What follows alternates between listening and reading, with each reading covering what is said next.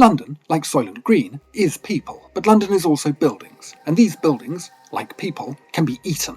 Like Soylent Green, this consumption is oftentimes for dubious reasons.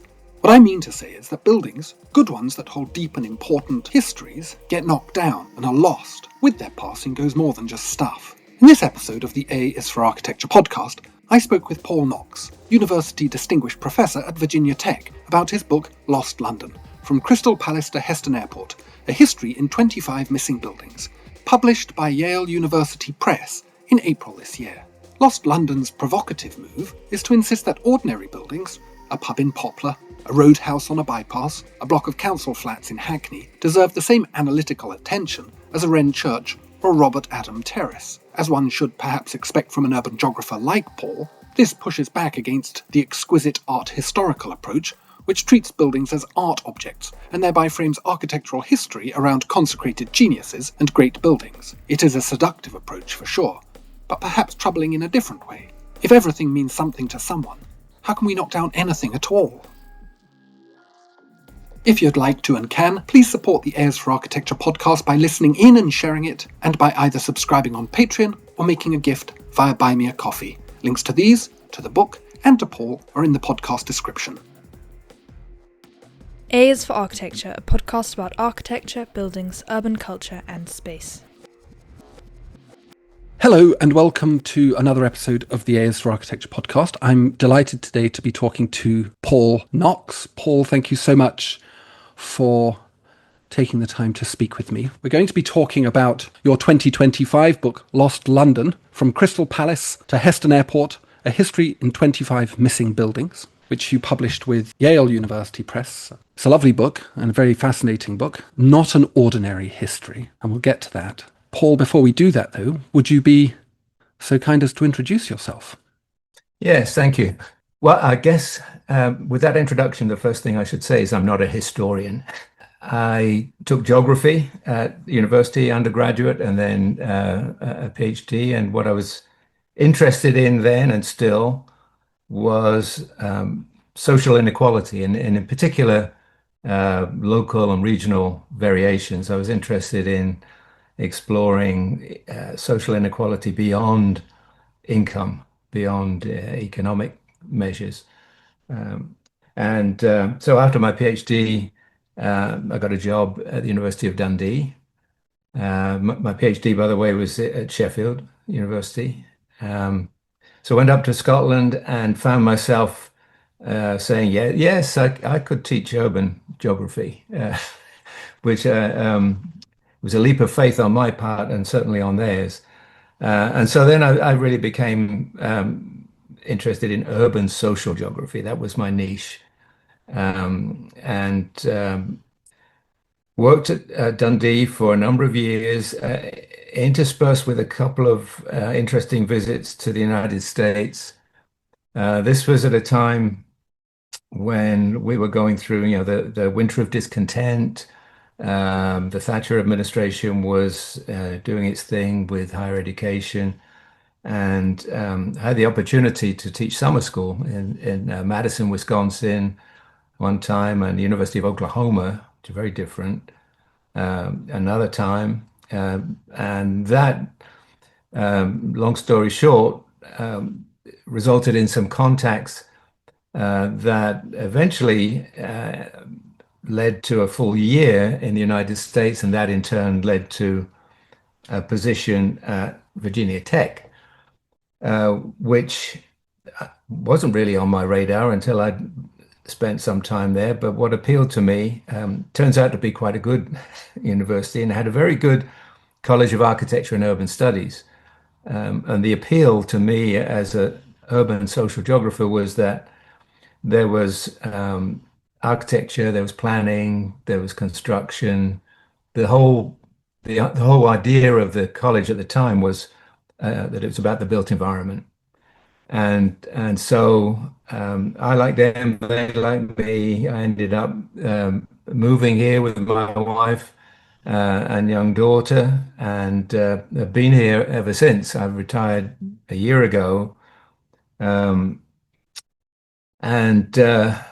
a while I was on the right side of things as a faculty member uh, doing my thing. Um, Again, urban, social, geography, regional disparities, that was what I was interested in. The usual kind of academic trajectory, I guess, is publishing, um, doing my research, doing the teaching, and then I found myself sort of ushered into the position of Dean of the College of Architecture and Urban Studies. I was 10 years doing that. One of the things looking back on that was the great privilege of meeting so many practitioners in their offices, planners, but also architects, learning from them. It's really in my job as a fundraising and maintaining relations. But looking back on it, I think I developed quite a bit of knowledge about, especially architects and to a certain extent planners. Got interested in the professional ideology. What's rewarded professionally and what's not, and from a college perspective, from a dean's seat, watching design faculty, and we had industrial design, interior design as well, landscape architecture. Just they're very different, to my view, from the social sciences, the physical sciences, biological sciences, in terms of their points of reference and understanding of scholarship. One of the things that came out of that, and I'm dodging around a little bit here, was that it was increasingly apparent that what we all did was not being valued and recognized by wider society. Obviously, when some of the Republican leadership made this very clear, the younger Bush in particular, that expertise was not really valued. And part of my interpretation of that was that the game that we play, the way we keep score academically, is to carve out a specialist niche and establish that, build on it, and it becomes rather arcane in many cases. Not always. Big exceptions in many of the medical, physical sciences, with their much more direct and appreciable contribution. And so, in terms of my own work, I started to think about how my interest in general might be made more interesting to wider readership. And that's how I ended up for the last probably 15 years or so, aiming at what the publisher's shorthand seems to be, the Waterstones dad.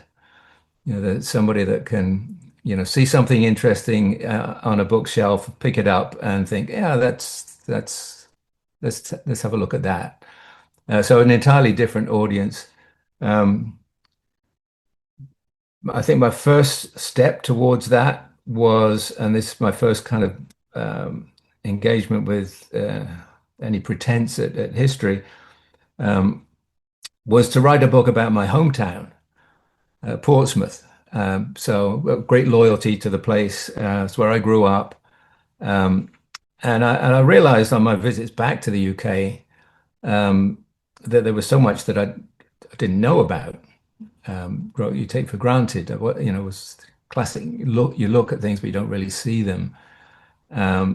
So I wrote this kind of, it's a love letter, kind of a book. I made it open source in the hope that it would be picked up by schools in the city, and that that another generation, at least some of them, would benefit from that. And that gave me again, looking back on it, that gave me some of, I wouldn't say any expertise, but a perspective on writing history. Um, and at some point, I realized that here I was, had a pretty good reputation as a urban studies scholar. Um, but I wasn't a person that anybody could associate with a particular city. And so, I mean, I confess, sounds horribly egotistical, but so what city should I try and become? Not a master. Well, so London was what I began to write about, and so I've done several books on London now, and it was an interesting experience working from 3,000 miles away. I did have, if I go back to my career after I excused myself as dean after about 10 years, and the president of the university allowed me to, um, what do you want to do? And I said, well, something that's got an international connection. And so for another 8 or 10 years, I was responsible for our study center in Switzerland, which got me back to Europe 7 or 8 times a year. And in the process, I would stop off and do field work in London. Um, and that was why it was interesting. It was kind of like a military exercise that I would prepare. What do I need to see? How can I plan out the time? Tube, bus, walking. And the first book I did, I think, published by Hugh Merrill. He was kind enough to let me do all of the design work, layout, photography. But I logged about 500 miles walking through London, and so I think I did put in my work there. And so one thing leads to another, and then academically, after I felt that I spent enough time traveling back and forth. I excused myself from those responsibilities. I spent a year or so as director of our bioinformatics unit. I couldn't even spell that to begin with, but they needed some new leadership for a little while. And I was working on special projects and ended up the end of my career as a dean of our honors college, working with the sort of A students, trying to develop a new curriculum, which was a bit of a controlled nuclear experiment because we involved industry a fair bit, and what I was able to bring to that from my experience was studio teaching. I learned from the architects in particular, the buzz, the value of collaborative projects in a studio environment, and so that was fun to do that. A beautiful story. How did you find the differences between Britain and America? Was the condition or the context in which you were framing your urban geography and latterly more architectural studies very distinct, or were there strong overlaps? Particularly in terms of the way that you're talking about urban injustice or justice. Yeah, overwhelming differences, first of all, have to do with the cultural, societal, contextual differences. So teaching for 10 years in the UK, and then coming to the United States, walking into the classroom, and I think this is probably still true, and I'm going to exaggerate slightly, just slightly. So my experience in the UK was that students, you can build credibility and respect academically with a classroom, but you have to build it. You're not going to give it. And if you make a fool of yourself, then that's kind of fair. Students will take that side of it, and completely different walking into classrooms in America, where I mean you can lose the respect, but you're given it first, on day one. Maybe that was partly to do with a British accent, but I think that's a general difference is the respect in the classroom, and there's a parallel at the collegial level that I found that any kind of academic success was really congratulated and celebrated in the American context, which was, it wasn't the opposite in the UK, but it was sort of politely ignored. Yeah. And you do your own thing, and so on and so forth. So that was a refreshing and very supportive kind of a difference.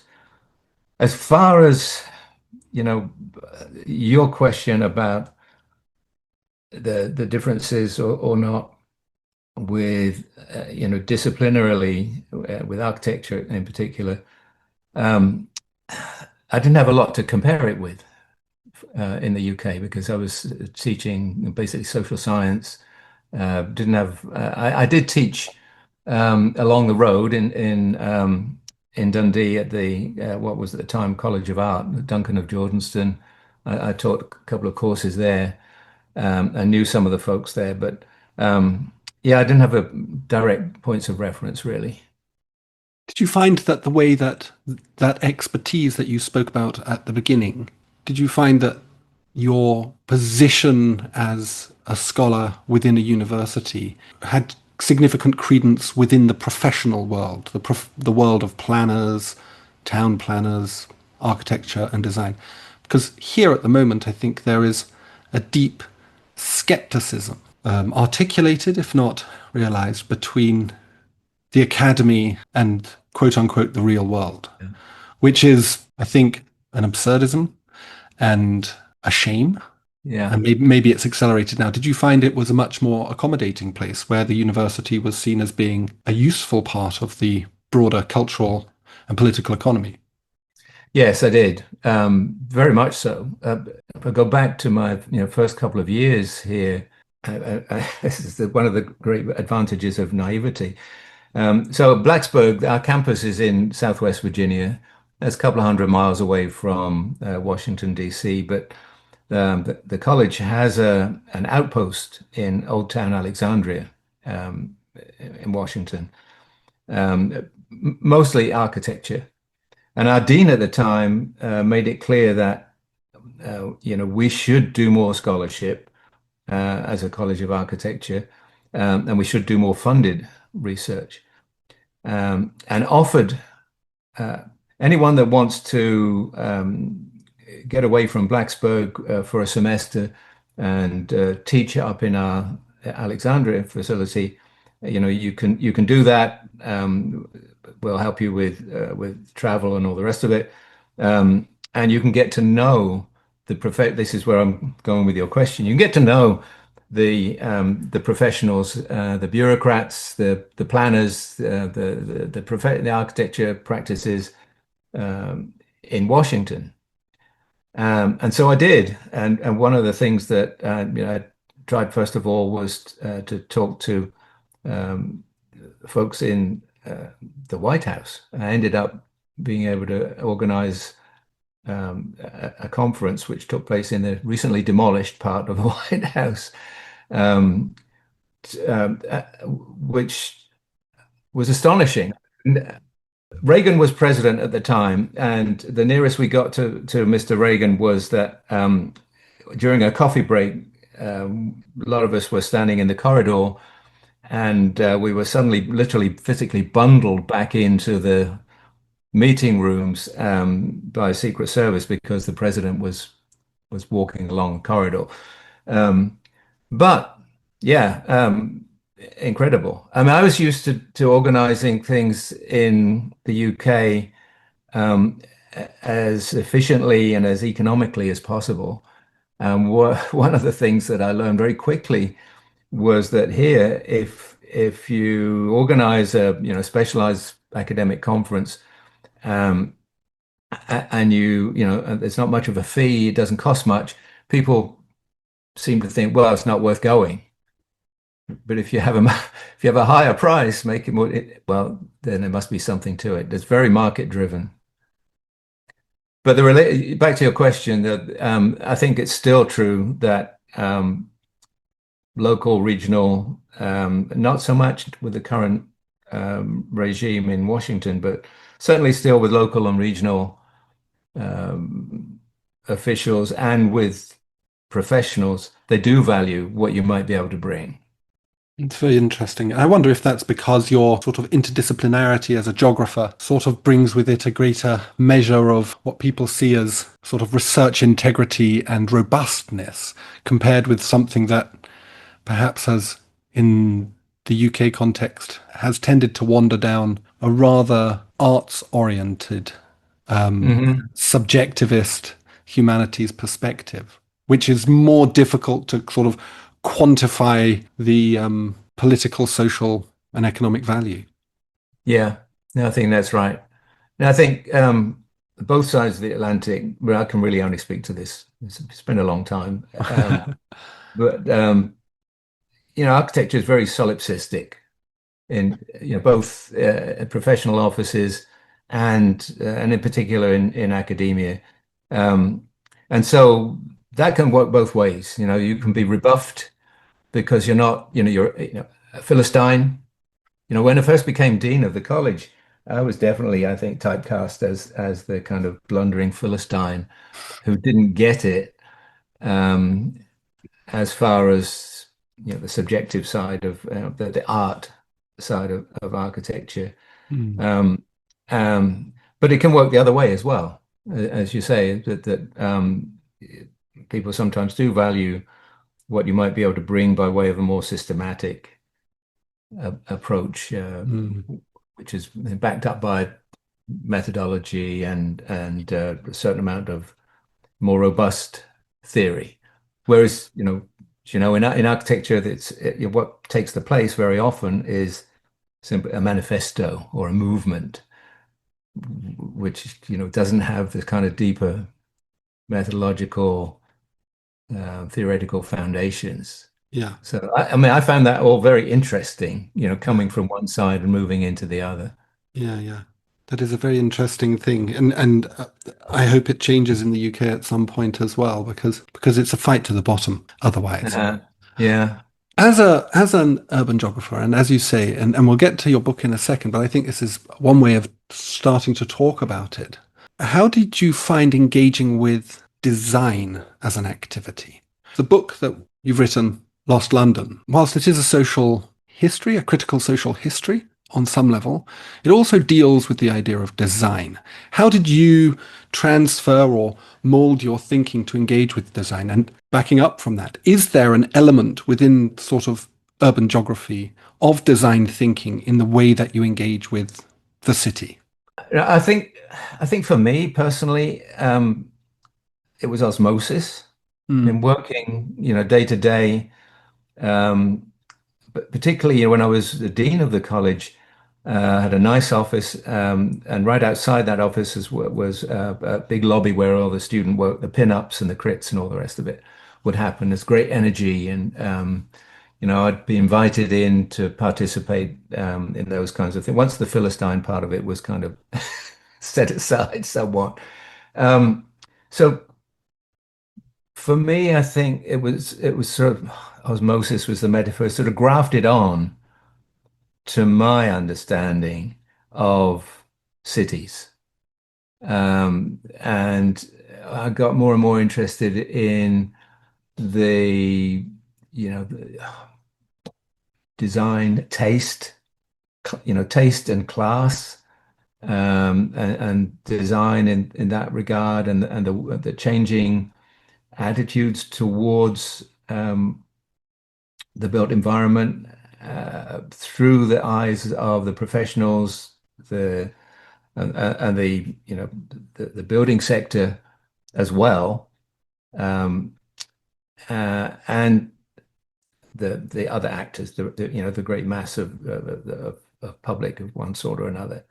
And so, yeah, I think I gradually have my eyes open to different aspects, and trying to deal with different dimensions within the college, because on the one hand we had architects. It was a big relatively for the United States, 50, 60 faculty all together, and everything from, pure design studio folks to architecture historians, everything in between, but also have building construction faculty and their alumni, who tend to have, very big, strong hands and handshakes, and absolutely had many of them, I'll be careful what I say, but no real finesse or appreciation in terms of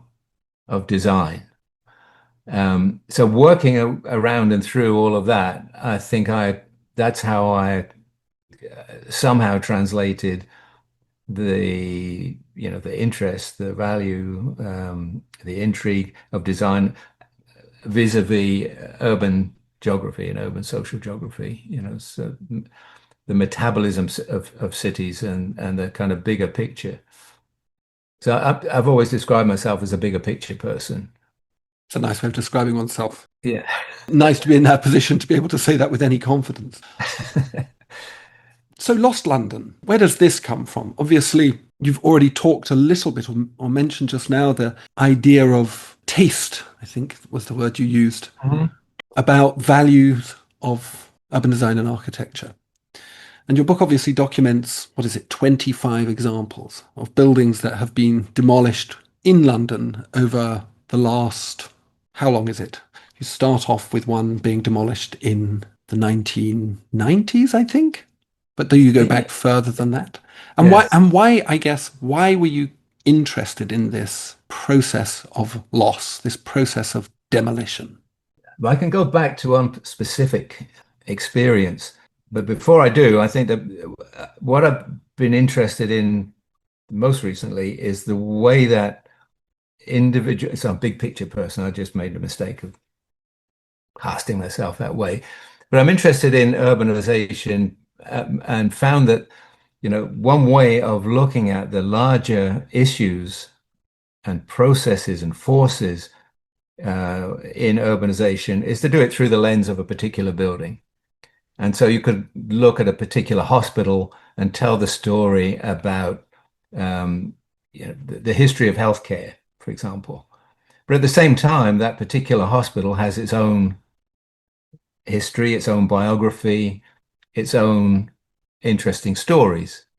So I think that's, to me, that's the trope, is that you can take a building and tell a broader story, a thematic story, stick with the health,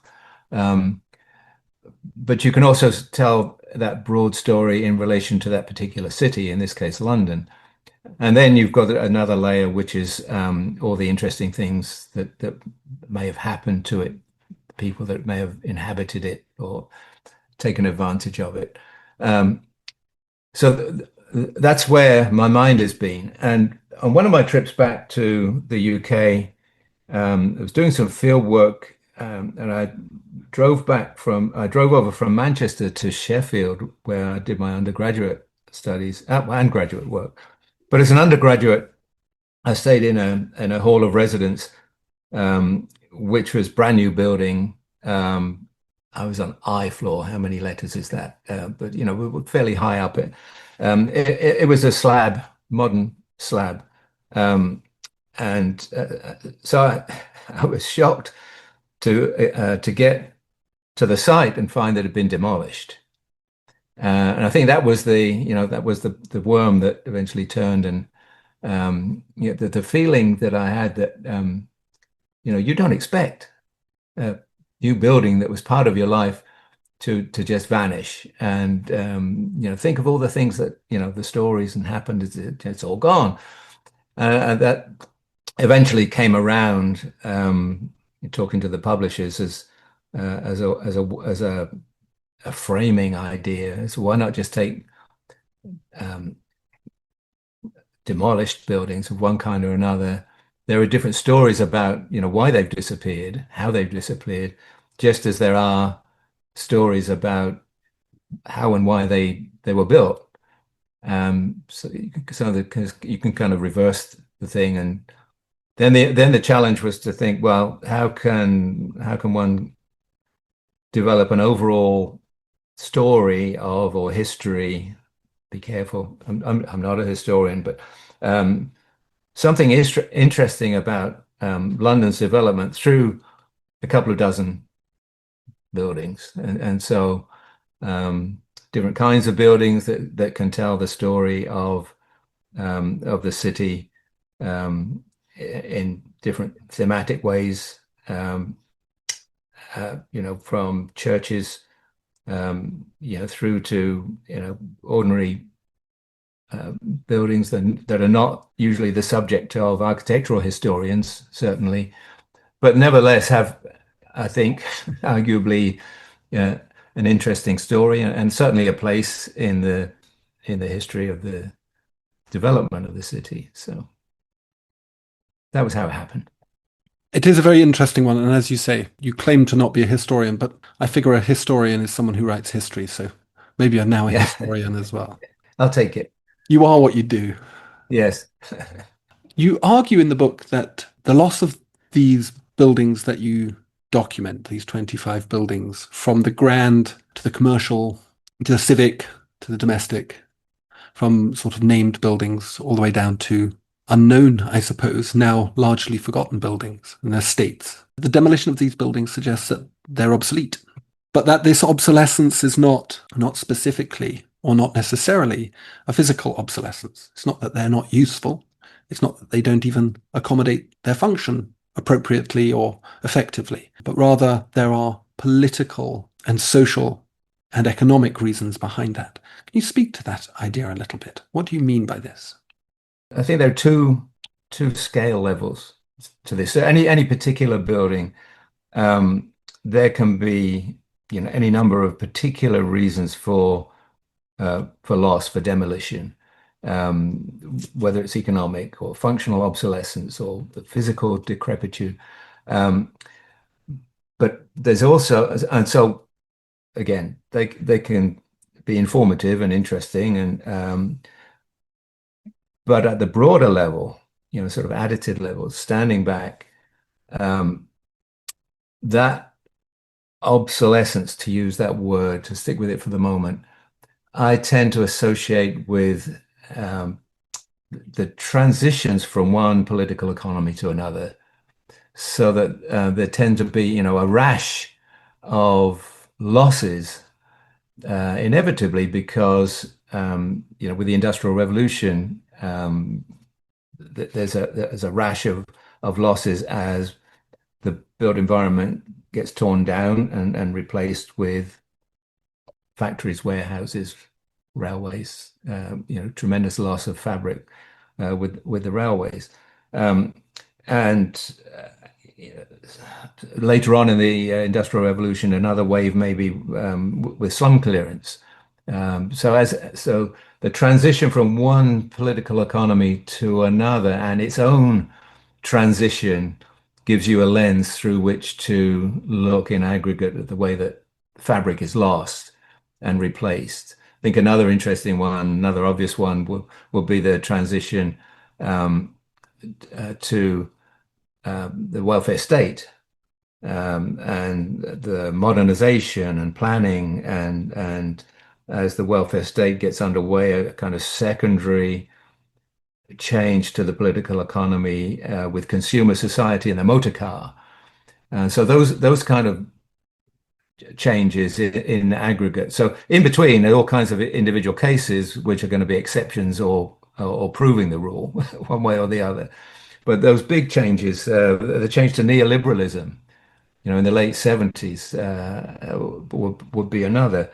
And then the kind of post-industrial economy that's attached to that. And then more recently, perhaps, particularly in relation to London, globalization, that, as London occupied a more and more pivotal, it was always a world city, but after the so-called Big Bang, and the Big Bang also coincided with European integration. It coincided with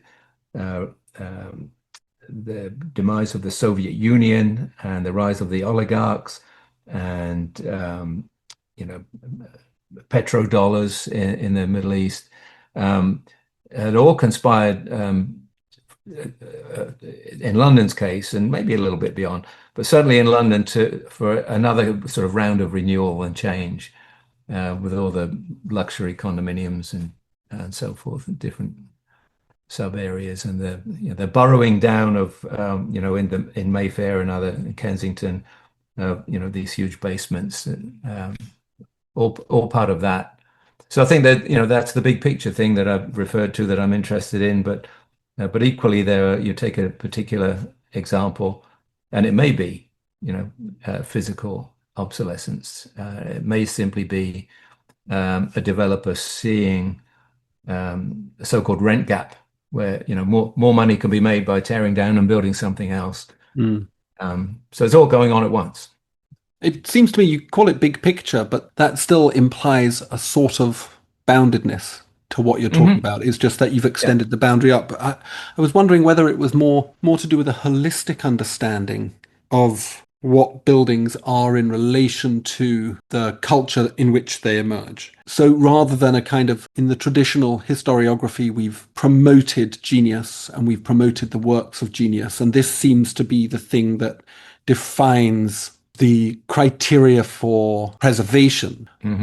But if you step back from that and recognize that buildings are more broadly part of a whole epoch, a whole flow of ideas and knowledges and technologies and values and desires and so on and so forth, the building becomes less significant than the context in which it's in, and therefore the need to maintain more of that becomes more evident, like working class housing, for example. You pick on, for example, the Roscoe Street estate in Islington. Is that a fair way of understanding it? I think, I think you put your finger on it there. Yeah. I mean, not that the, sort of art historical approach, should be set aside. But as you've put it very well, I think there's more to it. And my hope is that the Waterstones' dad will pick up the book and see more as they're walking around, rather than just looking and not seeing. I mean, I think that's one of the things I learned with working with students. For some years, I would do walking tours through London with groups of students from here, and I really enjoyed being able to help them, not just look, but see what they're looking at and understand it in context, in the context that you've described very well. You start the book talking about the demolition of St. Helens Tower, the Aviva Tower, which was rather an exquisite piece of Miesian architecture. This is a good example of what you're talking about in these transitions of political economy, aren't you? A building that was probably not even 50 years old. Yeah. Getting wasted for something bigger. Yeah, something with partly technological, with floor plates and so forth, and partly the value of square footage in that particular location. So, and again, I would insert globalization there and the way that the city has had to expand out and up in order to accommodate that role, London's role as a world city. In the 25 chapters, in the 25 examples, sorry, which do you feel are doing the most work in terms of explaining your thesis most clearly? My goodness. Let me think. I mean, you've got Millbank Penitentiary in there. That surely has to... It's like, which of your children do you like the best? We all have one. No, I'm only joking. I think East India House is interesting because of not just the lost building, but the entire lost history. We don't talk about that darker side of empire and how the East India Company was, as a company. So there's a history of, there's a corporate history there that's wrapped up in that, as well as the urban history and the history of empire and the way that London itself was affected by the enormous scale of what was coming out of East India House, the way that it affected people's dress and consumption habits, drinking tea and wearing cotton, and the so-called nabobs who would come back, the retirees who made a bit of money and were the only ones that could afford some of the housing that was going up in Mayfair. That kind of broader ripple effect that was coming out of one building. But that was demolished in the 1860s, 1862, as you note. Yeah. It seems strange even now that even at the height of its efficacy and agency, the East India Company is already starting to self-erase, moving away from a neoclassical, almost Florentine style of architecture towards whatever it was that replaced it. Yeah, so it was taken over by, it was basically nationalized, and so it outlived just outlived itself in terms of its previous function. So the building went with it, and again, political economy changed with that at that time. So it's scooped up in all of that. But yeah, good question about which of I'm going to look at my list again. I think you're right. Millbank Penitentiary. That's some of them are much better known buildings. Obviously, Crystal Palace is very well known. Mm-hmm. One of my favorites actually is the Necropolis station, and the office building is still there on Waterloo Bridge Road. I think that's an interesting story about how a metropolis deals with its dead. And so the architecture there is not very prominent. I mean, it's a not particularly notable building, what's left of it, and what got demolished or bombed in the Blitz was even less distinguished. But the whole story of it, I think, is compelling. If your position is right, everything has value as a historical artifact and can tell us something significant and important about the past, and therefore about the present. How do we decide what needs to be demolished or can be legitimately demolished, given that it's all important? I don't have an easy answer. I do think that these decisions have been in the hands traditionally of rather narrow group who claim somehow to know the answer, often seemingly to me, definitively. But if you take my argument, then yeah, it does raise the question of where do you draw the line, how and when. I don't have an easy answer. One of the things that I take from all of this is that appreciate it while it's there. Again, from a kind of design discipline point of view, a wider appreciation of the built environment and its various facets and symbolism and history and associations and reasons for being would be nice. Accepting then the inevitability that there is an economic or a functional or a political reason for every building eventually to go. And then that raises the question, well, every building, aren't there some that, and the answer would be yes, there are. We have to put our hands then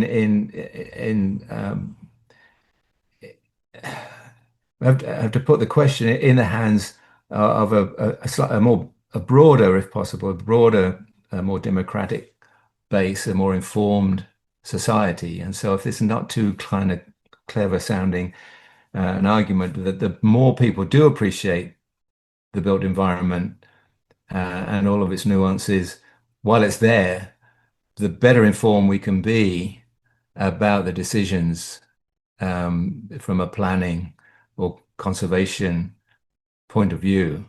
Yeah. Also recognizing the second level effects of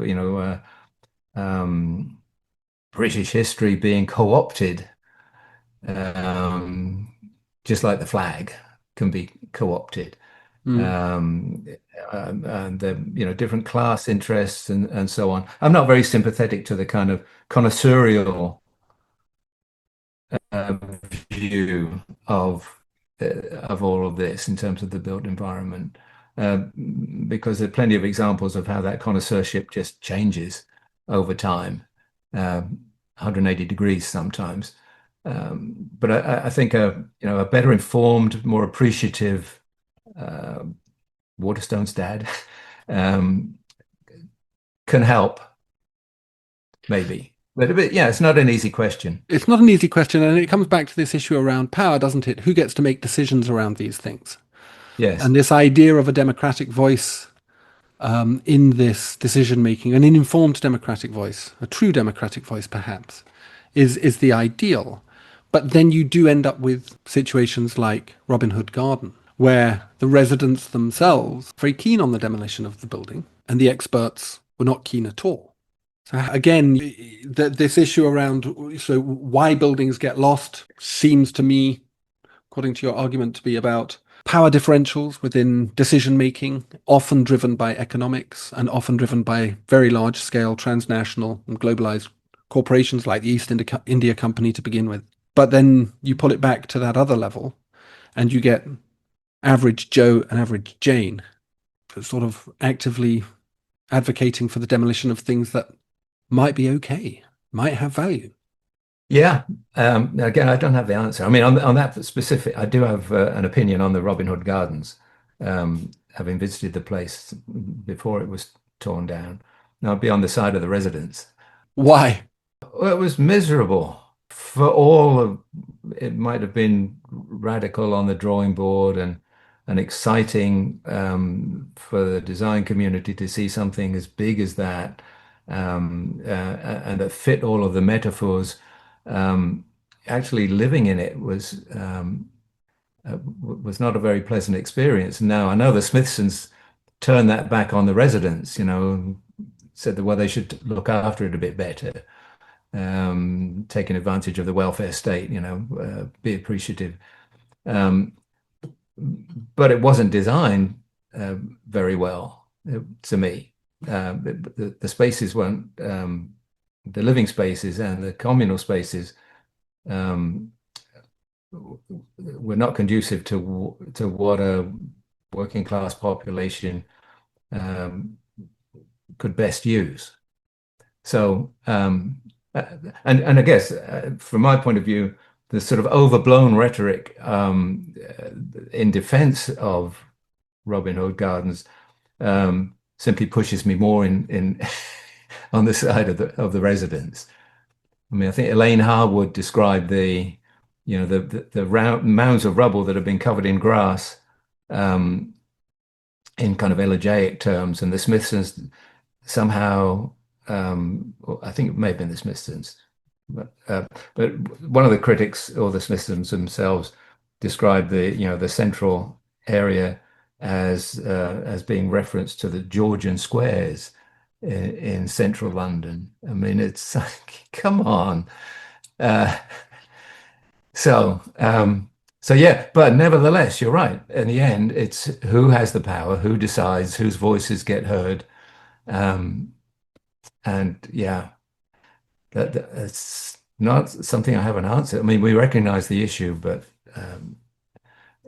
it comes back to a reliance on education, which I see as the foundation of whatever democratic mechanism or system we have. Mm.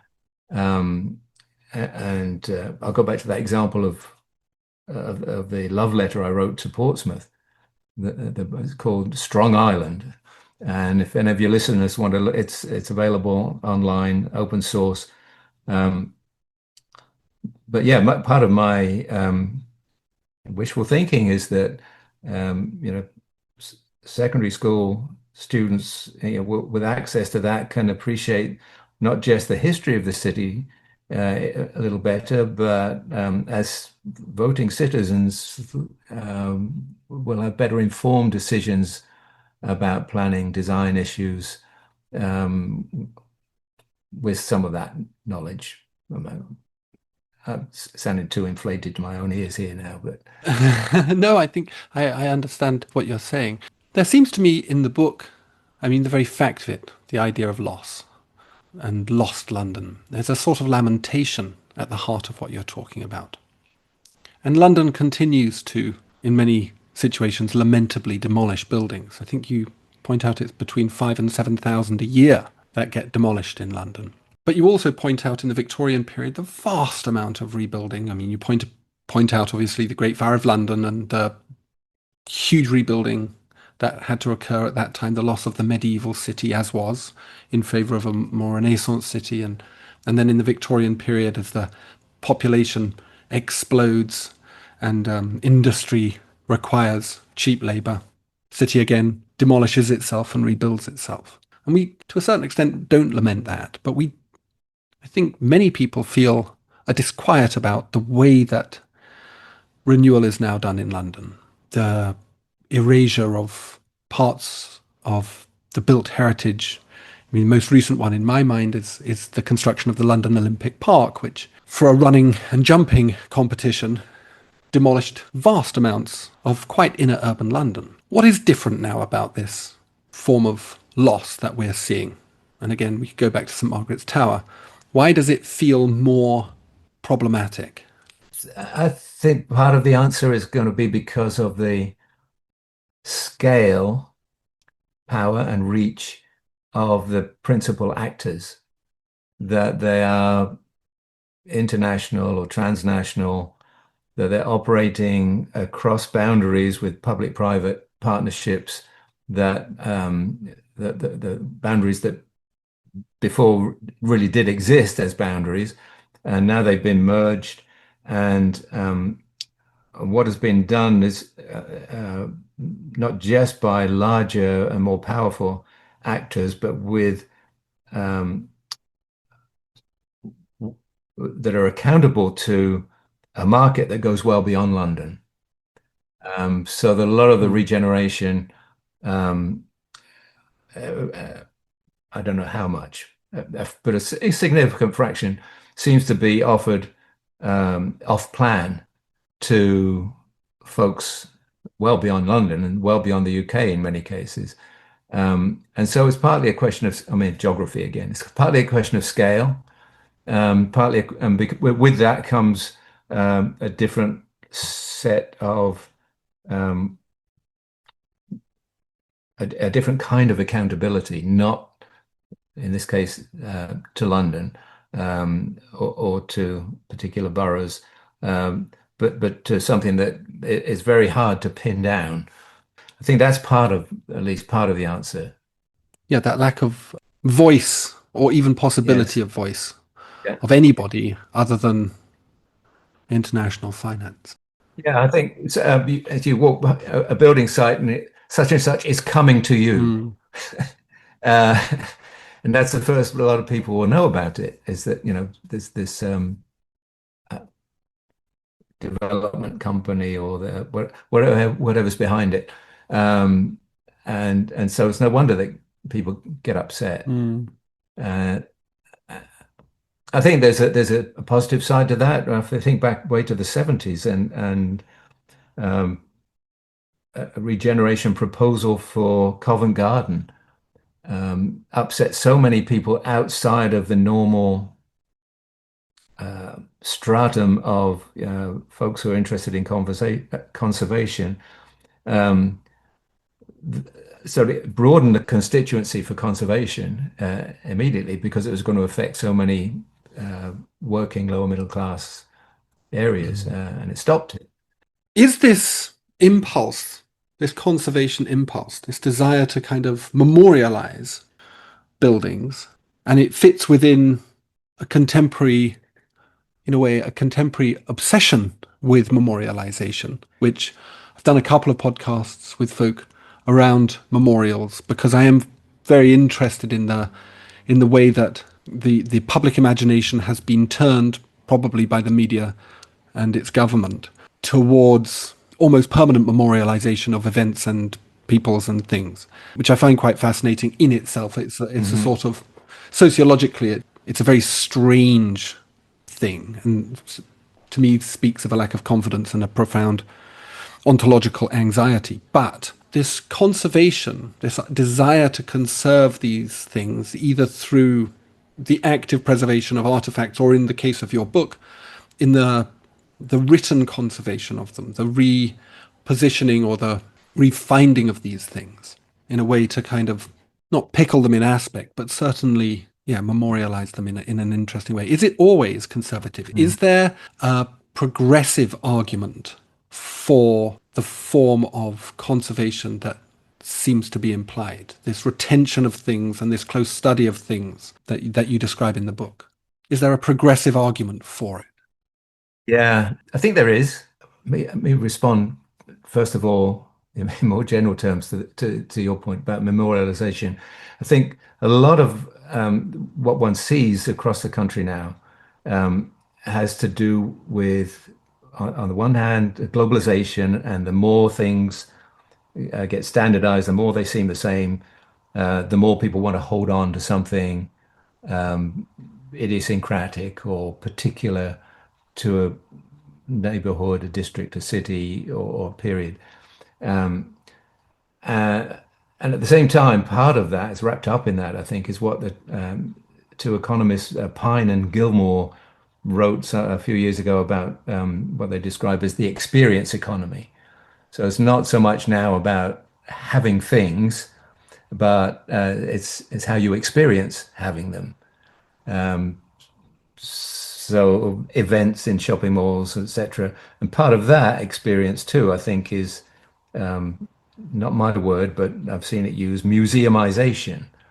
The way that museums have been used to anchor, and especially the sort of star architecture of, after Bilbao, etc.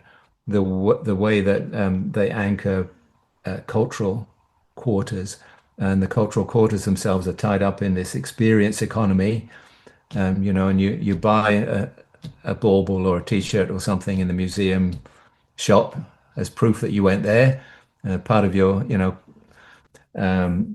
cultural credentials, and that's a very strong element of all of that. So it's just not just the memorialization, but the museumization. And here's my answer to that: is that interestingly, it's typically not very progressive in the way that that all comes out. I was reading recently about the Titanic Museum in Belfast, which has, it's replete with so-called guides in Edwardian costume explaining the history, of course, which and the memory of which in Belfast was there was a kind of collective loss of memory for a long time because of a certain shame that the shipyards could have produced such a vulnerable vessel. But now there's a big museum, in the I think credibly in the league of star architecture. It's a interesting geometry and a very flashy looking building. But the story of the Titanic and the people that worked in designing, making, building it, the shipyard story, is largely been set aside. It's too hot to handle in a sectarian city because the Harland and Wolff shipyard, the whole Titanic thing, that was, the shipyard industry was basically code for loyalist politics in Belfast. And so Belfast is trying to get itself out of that box of being perceived as a sectarian city, but in doing so, it's missed the opportunity of, I think, of being a progressive, telling the story progressively.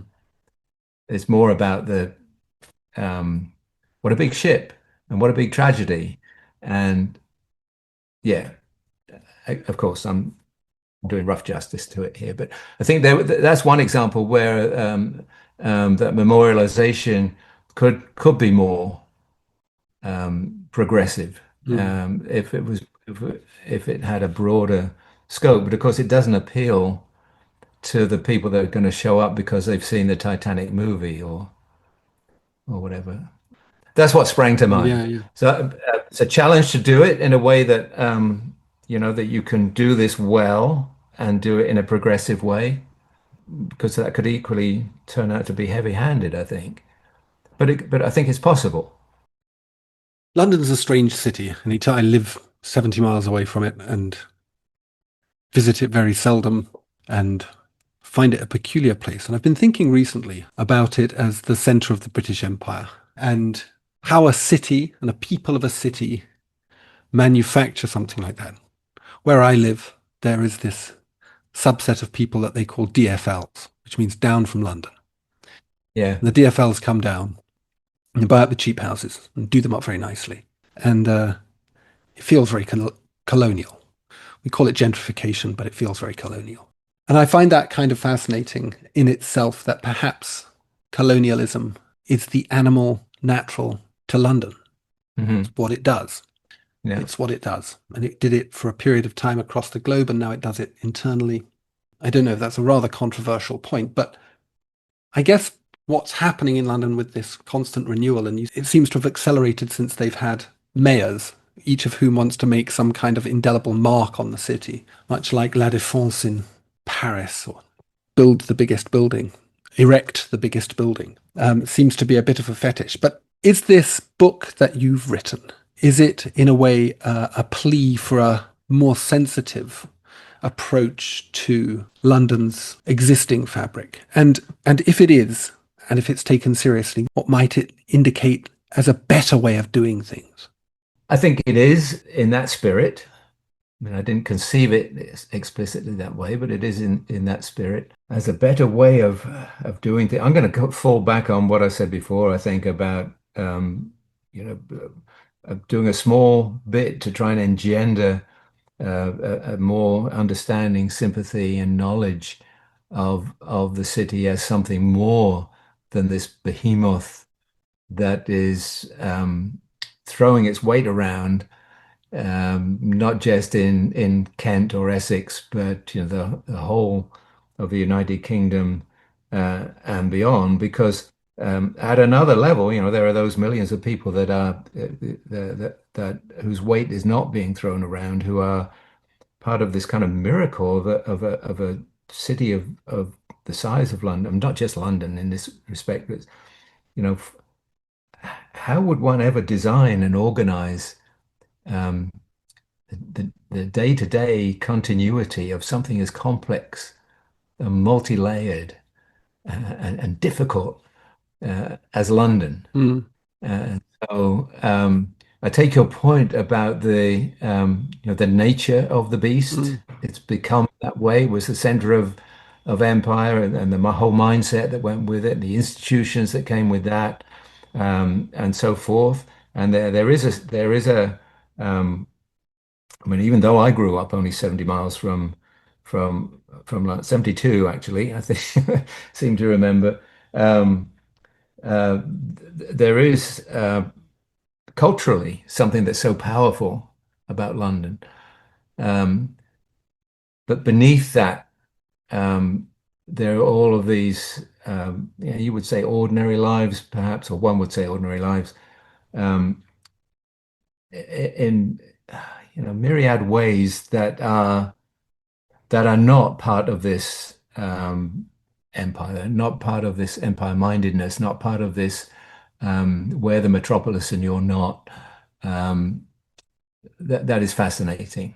And it's that you don't have in a kind of medium-sized provincial city the same way. The way it all meshes together, the metaphor that comes to mind always is, the metabolism of something so big and complex as London. And of course, the demolition is part of that metabolism, the remaking of, you can easily slip into a biological analogy here with, cellular renewal, something, but yeah, it's a incredible city.